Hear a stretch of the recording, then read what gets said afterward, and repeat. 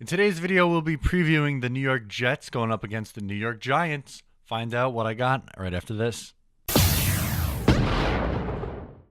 What's going on, guys? I'm Matt O'Leary back with another video, and today's topic is going to be the New York Jets versus the New York Giants.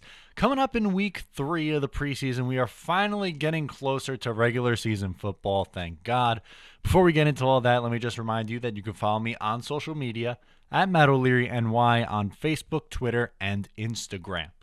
So, third preseason game, the most important preseason game. The third one, the starters play the longest, so we were likely going to see starters up until the second half in the third quarter, even potentially. So positive signs for both the Jets and the Giants. Yeah, you might not see Odell Beckham, but you'll likely see Saquon Barkley. You'll likely see Sam Darnold. We're going to tackle this from a New York Jets perspective. So let's start with who I think is going to start the game. It makes sense that Sam Darnold does.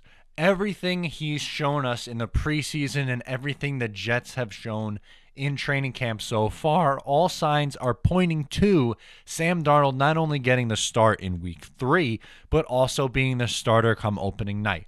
And that is absolutely the right thing for the New York Jets to be doing. I know that fans are really high on Teddy Bridgewater right now because he's been playing well, but let's not forget this man almost had his leg amputated 25 months ago. So let's put the focus on the future, which is Sam Darnold, and he should get a ton of playing time. He should probably play up until the third quarter. So what I want to see from Sam Darnold is consistency. I would like him to show that he belongs against the NFL starters, which I think he absolutely can. Limit turnovers. You can't have a ton of turnovers. He really only had that one against Washington last week, and it was a fourth down play. I'm not going to kill him for that because in the regular season they would be kicking a field goal in that spot anyway. Make some plays. I would like his yards per attempt to be a little bit higher. I would like them to start stretching the field a little bit.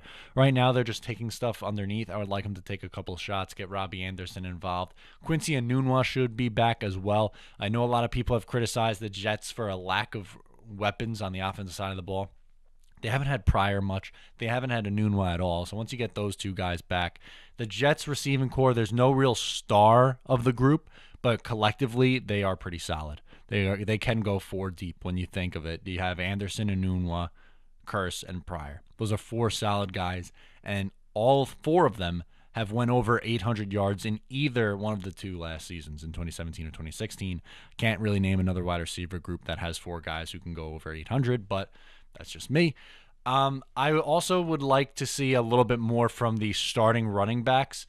Not a whole lot of running yards. 64 total rushing yards against the Redskins and 75 against the Falcons. That's not going to cut it. Last year, the Jets struggled running the football. They really did. And if they want to be more competitive this year and want to give Sam Darnold a little bit of a break, then guess what? You're going to have to be able to run the football effectively. And sure, part of the reason is their offensive line is pretty banged up right now, but I would like to see someone establish themselves, mainly Bilal Powell. He's a very talented running back, been underutilized and underrated for the last 7 years now, which is pretty crazy to think he's been on the team that long. But nonetheless, I would like to see him stand out and maybe potentially somebody else set themselves apart in that running back field. As we continue with the offense, Teddy Bridgewater should step in next. He will probably play from midway through the third on through the rest of the game. And what he's doing, he is showcasing his talent. And you're going to say, obviously, that's what the preseason's all about. But he is showcasing for another team. The goal here is to trade Teddy Bridgewater. It is. No matter what kind of crazy opinion you may have, and a lot of people think that he should be the starter, it's not true. He should not be the starter. You should be going for the future with Sam Darnold. And you should be trying to get either a pick back. If you can get a 3rd or 4th round pick for Teddy Bridgewater, you should be jumping for joy because you signed him for $1 million. So you gave him virtually nothing. Or you could trade him for a pass rusher, a.k.a. Dante Fowler. Or, obviously he wouldn't probably be in this trade, but Khalil Mack, supposedly on the market, Jets interested. That's a positive sign. That's a very positive sign. I'm not going to talk about it because it's the preview one, but really, Teddy Bridgewater should be playing well. I expect him to, especially against the second and third team defense. And it's going to be a showcase for him to probably be playing elsewhere because he wants to be a starter again, and he will not be a starter long-term here with the New York Jets. Josh McCown probably doesn't play at all. Just like last year, he had very limited action in the preseason. I don't think he plays in this game whatsoever, and they don't really need him to anyway. Last thing with the offense, who steps up with the receiving group? That's what I really want to know, and I'm not talking about the big four. I'm talking about after that. Right now, Trey McBride looks like the most likely candidate after that. He seems to have a little rapport with Sam Darnold, but I've been really disappointed with Chad Hansen and Ardarius Stewart. A third-round pick, Ardarius Stewart was from last year, and Hansen was a fourth-rounder, and neither of them have had a good training camp. Hansen looked pretty good in the spring, but once the summer rolled around, he has really struggled so far. Both haven't made any plays. They've been non-factors, and they've been leapfrogged by guys like McBride, which isn't a good sign. Who steps up? Does McBride get himself a roster spot, or does Hansen and Stewart finally wake up? That's what I'd like to see from the offense. Defensively, just someone please make a stop. Against Washington, Alex Smith marched right down the field on the first drive. Then you had Colt McCoy lighting the Jets defense up.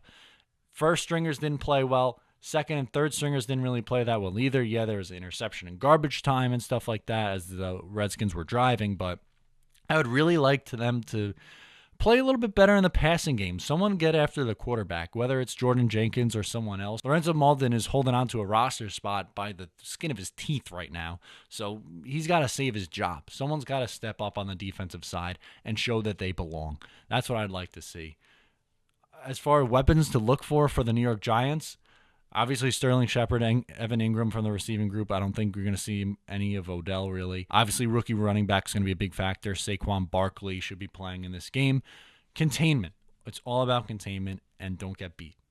That's it. This is probably the most important Jets preseason game since they played the Giants after they won the Super Bowl in 1969, the Jets. Because you want Sam Darnold to show that he belongs. I think he can.